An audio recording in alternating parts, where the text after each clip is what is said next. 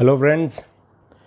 Current electricity का temperature dependence of resistance and resistivity वाला जो टॉपिक है उस पर कुछ न्यूमेरिकल्स करेंगे जो रिसेंट एग्जाम्स में आए हुए हैं। बोर्ड पे आपके सामने कुछ फार्मूलेज हैं, इन्हीं फार्मूलेज पर डिपेंड आज क्वेश्चंस मैं आपको करवाने वाला हूँ। तो देखिए जैसा कि आप फर्स्ट फार्मूला देख सकते हो, V equals to I R, जानते हो आप इसे बहुत पहले से, ओम्स लॉ का फार्मूला है, इसमें से करंट और रेजिस्टेंस निकाल सकते हो।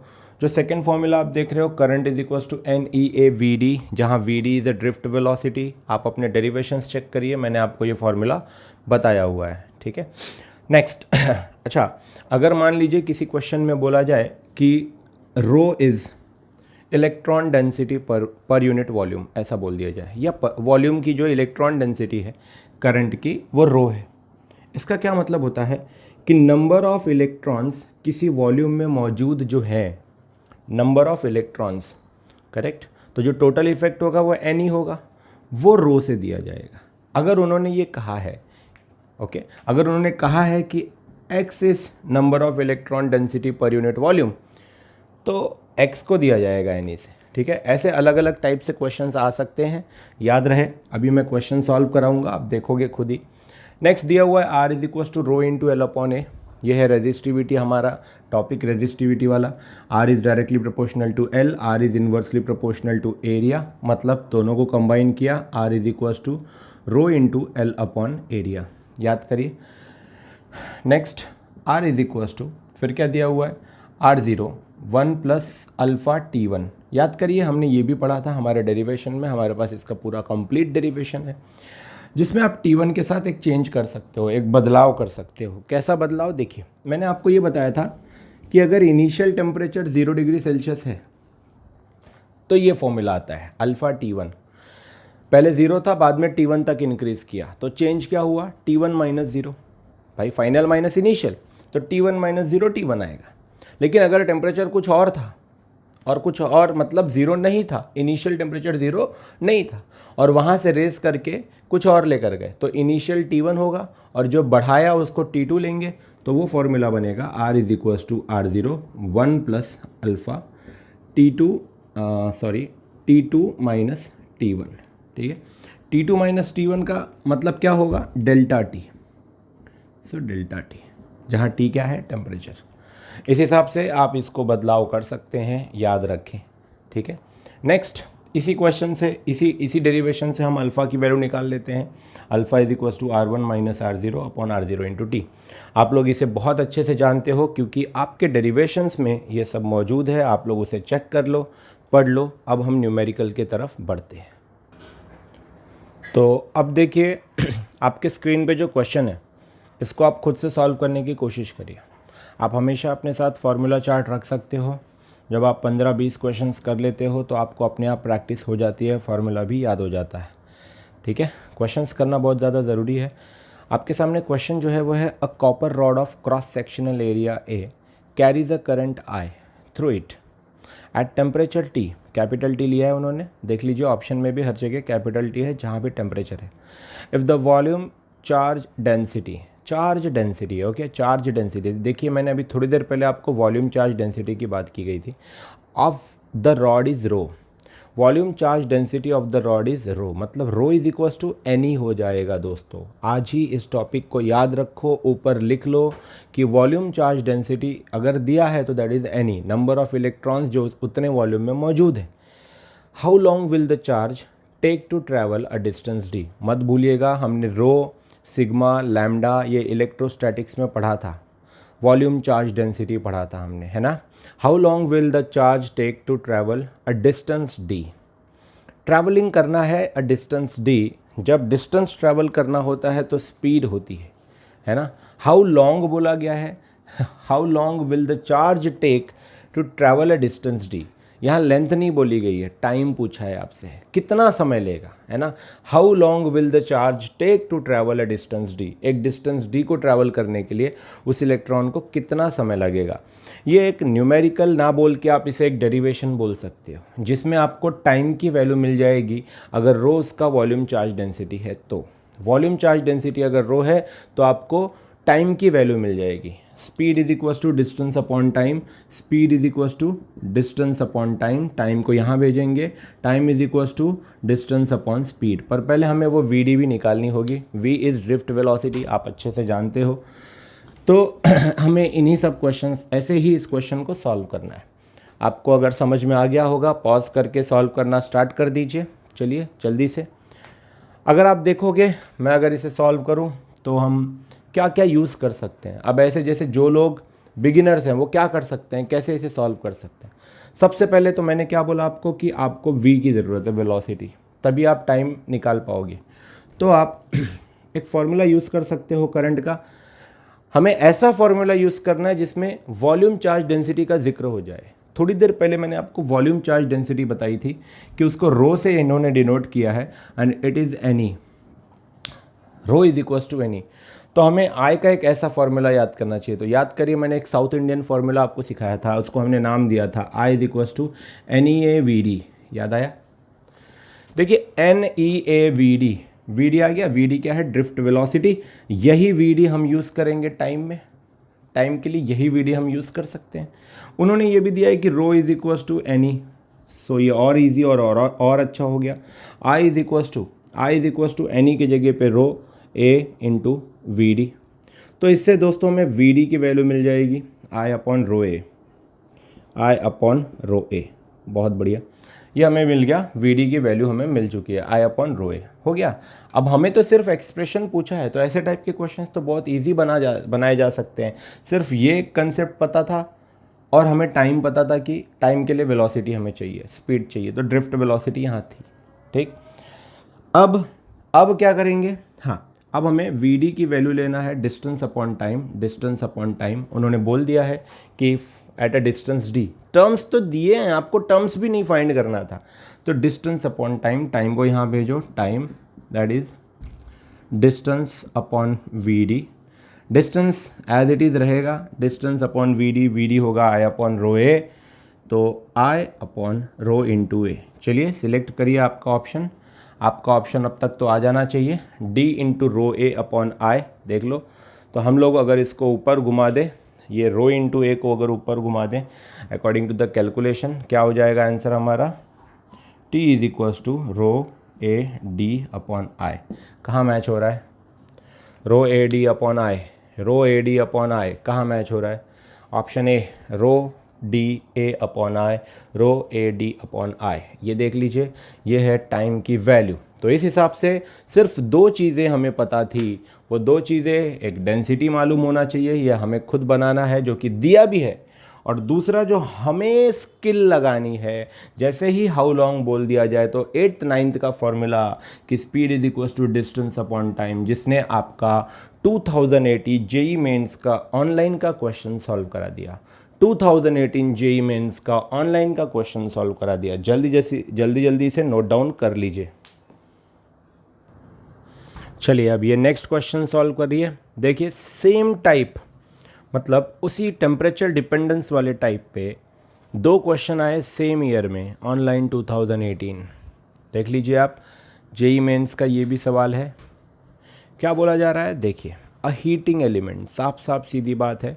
आगे दिया है हैज़ अ रेजिस्टेंस, जिससे आप समझ जाते हो कि करंट इलेक्ट्रिसिटी का सवाल है। ऊपर से हीटिंग एलिमेंट दिया हुआ है, रेजिस्टेंस और हीट मतलब टेम्परेचर दिया है, तो वही है टेम्परेचर कोएफिशिएंट की बात आएगी। At a room temperature when it is connected to a supply of 220 volt, okay, a steady current of 2 ampere passes in it. जैसे ही उसको 220 वोल्ट के सप्लाई से कनेक्ट कर दिया गया तो उसमें से 2 एम्पियर करंट पास हुआ in it, and temperature is 500 degree Celsius more than room temperature. मतलब जब वो रूम टेम्परेचर पे था, रूम टेम्परेचर जो भी था उससे 500 डिग्री सेल्सियस मोर नया टेम्परेचर आया। तो हमें बाद में क्या आया, पहले क्या आया वो नहीं दिया है, डायरेक्ट चेंज ही बता दिया गया है कि चेंजेस बाय, सीधा बोल दिया गया, increases by passes and temperature is 500 degree Celsius more मतलब इंक्रीज हो गया। तो इनिशियल फाइनल की ज़रूरत ही नहीं है, हमें डायरेक्ट डिफरेंस ही दे दिया गया है। मतलब T2 - T1 मतलब डेल्टा T दे दिया गया है, 500 degree Celsius more than room temperature. What is temperature coefficient, सीधी साफ बात है, अल्फ़ा पूछा गया है दोस्तों हम लोगों से, है ना, ऑफ हीटिंग एलिमेंट। चलिए आप लोग खुद से ट्राई करिए, मैं आपके लिए इसे समय देता हूँ, आप इसमें कैसे सॉल्व कर सकते हैं। जो हमने फार्मूला शीट साइड में लिखी हुई है, लास्ट के दोनों फार्मूलाज इसमें काम में आएंगे। Temperature coefficient is alpha, you will have to use alpha. Before that what you can do, please try it.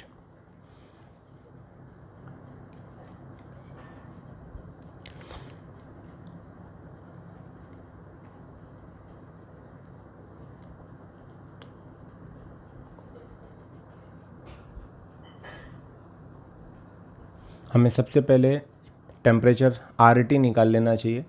जब देखो जब 500 डिग्री सेल्सियस से इंक्रीज़ हुआ तो रेजिस्टेंस कितना था ये देखना होगा। पहले तो रेजिस्टेंस 100 ओहम था रूम टेम्परेचर, लेकिन जब वो 500 डिग्री सेल्सियस से इंक्रीज़ हुआ 220 वोल्ट पावर सप्लाई से कनेक्ट करने के बाद, तब रेजिस्टेंस कितना हुआ हमें वो भी तो निकालना चाहिए, है ना। तो वो हम कैसे निकालेंगे, सप्लाई है 220, करंट है 2 एम्पियर, ओम्स लॉ लगाओ और वैल्यू निकालो, है ना। तो रेजिस्टेंस आफ्टर टी या after temperature increased by 500 degree Celsius, resistance after temperature increased by 500 degree Celsius, जिसको RT ले लो, आप RT ले सकते हो। तो RT is equals to V upon I, 220 upon 2 मतलब 110 डिग्री सेल्सियस। ये हमें मिल गया दोस्तों R, ठीक है। ये R हम यहाँ यूज़ करेंगे।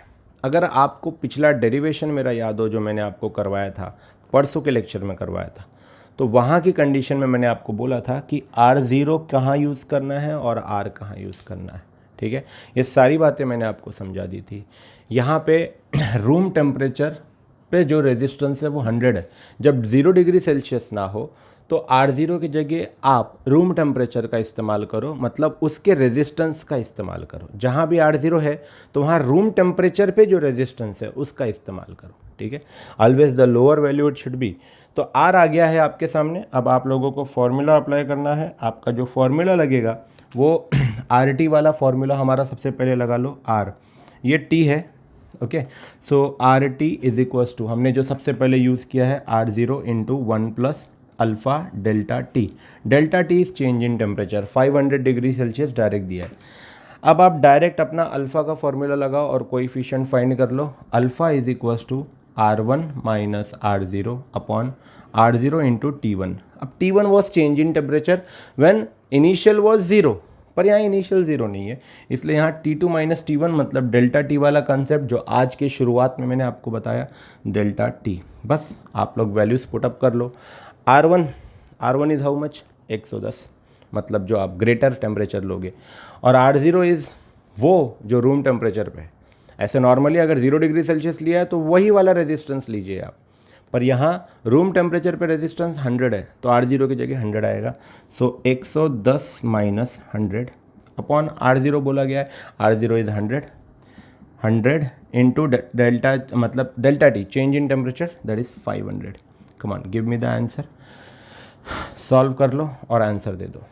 तो आपको मिलना चाहिए ऊपर 10, नीचे 100 into 500, 2 into 10 to the power -4, 2 into 10 to the power -4। ऊपर रेजिस्टेंस है, नीचे भी एक रेजिस्टेंस है। ओहम अपॉन ओहम कैंसिल हो जाएगा। टेम्परेचर के लिए डिग्री सेल्सियस नीचे, तो डिग्री सेल्सियस ऊपर जाएगा तो पर डिग्री सेल्सियस, इसलिए हर किसी का पावर -1 है, इन्वर्स है। ये हमारा ऑप्शन है बेटा, इसे सॉल्व करिए, समझिए। मैंने हर एक बेसिक कंसेप्ट के साथ आपको बताया है। और क्वेश्चंस लेके इसके बाद आ रहा हूँ मैं, ठीक है। अब आपके सामने जो क्वेश्चन है टूटी फूटी हैंड राइटिंग में, देखिए मैंने लेफ्ट हैंड से लिखने की कोशिश की है, इसलिए ऐसी राइटिंग आई है, मैंने जानबूझ के ट्राई किया है। देखो, when 5 volt potential difference is applied across a wire, potential difference की बात कर रहा है भाई, V is equals to IR, है ना, ऑफ लेंथ 0.1 मीटर, लेंथ भी दे रखी है 0.1 मीटर। ट्राई आपको ही करना है बेटा।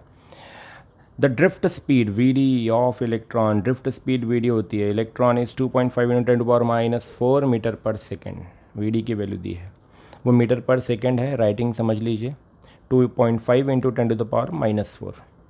If the electron density in the wire is, wire की अगर electron density 8 into 10 to the power 28 पर मीटर क्यूब. अब इलेक्ट्रॉन डेंसिटी वही चीज़ है जो इसके पहले हमने बात की थी. यहाँ पे n से हम उसको डिनोट कर सकते हैं. हमने डेरिवेशन पढ़ा था और डेरिवेशन में हमने इस चीज़ को समझा था कि n क्या है. So 8 into 10 to the power 28 पर metre cube. The resistivity of the material, resistivity मतलब rho, right, rho of the material, rho of the material is क्या है, क्लोज टू, किसके करीब है, मतलब इन चारों में से किसके अप्रॉक्सीमेट है. Resistivity of the material is close to dash. चलिए आप लोग खुद से ट्राई करिए, फिर मैं सॉल्व करता हूँ, पर पहले आप लोग खुद से ट्राई करिए. Please do this. 5 volt potential दिया है, नंबर ऑफ इलेक्ट्रॉन्स दिए हैं, ड्रिफ्ट वेलोसिटी दी है, लेंथ दी है, और चार्ज तो आप जानते हैं इलेक्ट्रॉन का क्या होता है, मैग्नीट्यूड उसकी. अब आप इसे कैसे यूज़ कर सकते हैं, that depends on you. Potential difference से रेजिस्टिविटी का टर्म निकालिए.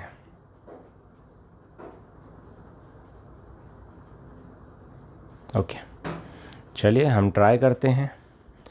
अगर हम देखें, अब कई लोगों का सवाल होता है सर क्वेश्चन आप सॉल्व करने के बाद समझ में आ जाता है, बट पहले कैसे करें. तो जब पोटेंशियल डिफरेंस दिया हुआ है तो आप उसमें क्या यूज़ कर सकते हो वो देखेंगे. पोटेंशियल डिफरेंस के साथ साथ ड्रिफ्ट वेलोसिटी दी है, तो v is equals to I R में जो I है उसको ड्रिफ्ट वेलोसिटी में कन्वर्ट कर दो. NEAVD पढ़ाया हुआ है आपको. उसके अलावा आप इसमें देखोगे तो आपको ये भी दिया है रेजिस्टेंस को यूज़ करके आप रो की वैल्यू फाइंड कर सकते हो, क्योंकि resistance is equals to rho into L upon A, ये हमने यहाँ पे यूज़ किया हुआ है, तो जिससे हमें रेजिस्टिविटी मिल जाएगी. भाई रेजिस्टिविटी ही पूछा है तो रेजिस्टिविटी के टर्म्स में इसको कन्वर्ट करना पड़ेगा. तो v is equals to I R में I और R को ऐसे यूज़ करो जो गिवन टर्म्स है वो आ जाए. ठीक है, तो पहले आप यूज़ कर लो v is equals to I R. अब आपको I is equals to NEAVD वाला फॉर्मूला आपका यूज़ करना चाहिए. I क्या है, NEAVD, बार बार ये आ रहा है. देखो अब हमने ऐसा क्यों किया, ड्रिफ्ट वेलोसिटी मेंशन्ड है तो करंट को ड्रिफ्ट वेलोसिटी में बदल डालो. n पता है, E पता है. ठीक है, आफ्टर दैट और क्या कर सकते हैं, R, रो इंटू एल अपॉन ए. सर एरिया तो दिया नहीं था, सही बोल रहे हो, तो एरिया तो ऐसे कंडीशन में देखते हैं शायद कैंसिल हो जाए. तो v is equals to I R, तो v is equals to I NEAVD into NEAVD into R. R is rho into L upon A, rho into L upon A, यही है. ए देख लीजिए कैंसिल हो गया है दोस्तों, है ना. ये हमारे पास बचा NEVD into rho is equals to voltage. ये वोल्टेज है, ये वेलोसिटी है, ड्रिफ्ट वेलोसिटी. रो की वैल्यू ही तो पूछी थी हमसे, तो NEVD मल्टीप्लिकेशन से डिवीजन में आ जाएगा. कहीं हम लेंथ मिस कर रहे हैं शायद. NEVD इंटू रो इंटू एल, ये देखो लेंथ था ना, तो इंटू एल. अब रो को यहीं रखो, NEVD इंटू एल को मल्टीप्लिकेशन से डिवीजन लाओ, NEVD into L into length. ये सारी वैल्यूज़ आपको दी हुई है. वोल्टेज 5 वोल्ट, वोल्टेज 5 वोल्ट रहेगा हमारा. साथ में क्या दिया हुआ है, n दिया हुआ है 8 into 10 to the power 28. n दिया हुआ है देख लो 8 into 10 to the power 28. E electron का चार्ज 1.6 10 टू द पावर -19 जानते हो. Drift velocity 2.5 into 10 to the power -4, drift velocity भी दे रखी है और लेंथ भी दे रखा है 0.1. इसे कैलकुलेशन करने के बाद हमारा आंसर आता है. Let me check. चलिए आप लोग कैलकुलेट करिए, मैंने आपको वैल्यूज़ तो बता ही दी हैं, कैलकुलेशन आप कर सकते हैं बहुत ही आसानी से. आंसर आता है 1.6 into 10 to the power -5 approximately, but वो हमारे ऑप्शन में नहीं है.